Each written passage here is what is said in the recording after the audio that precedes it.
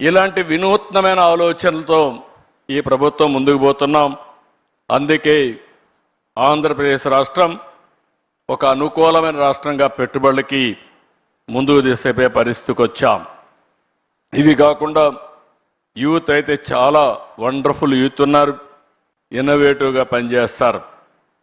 30 ఏళ్ల క్రితం ఐటీ రంగాన్ని ప్రమోట్ చేశాం.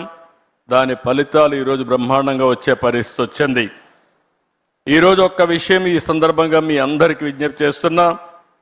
ఈరోజు మీరు చూస్తే ఇటీవల కాలంలో గూగుల్ వచ్చి 1,35,000 కోట్ల రూపాయలు పెట్టుబడులు విశాఖపట్నంలో పెడుతున్నారు.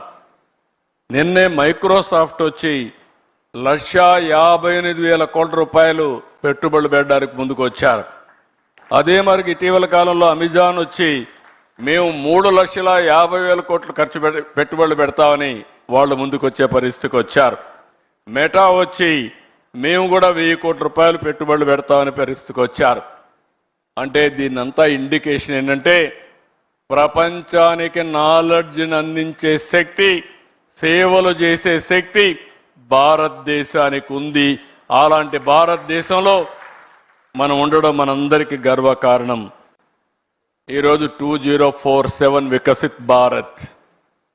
నాకు ఏమాత్రం అనుమానం లేదు, 2047కి ప్రపంచంలో నెంబర్ 1 దేశంగా భారతదేశం ఉంటుంది. నెంబర్ 1 సిటిజన్గా భారతీయులు ఉంటారు. అంటే మీరు గుర్తుపెట్టుకోవాల్సింది మోస్ట్ ఇన్ఫ్లుయెన్షియల్ కమ్యూనిటీగా ఇండియన్స్ ఉంటారు.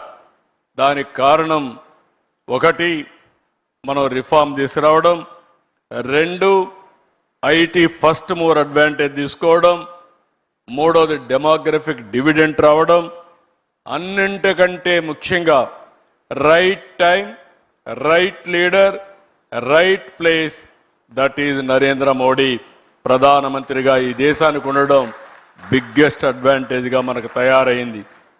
ఒకప్పుడు ఇండియన్స్ అంటే మనం అందరం కూడా నామోషిగా ఎక్కడన్నా బయట పోతే చిన్నగా చూసేవారు.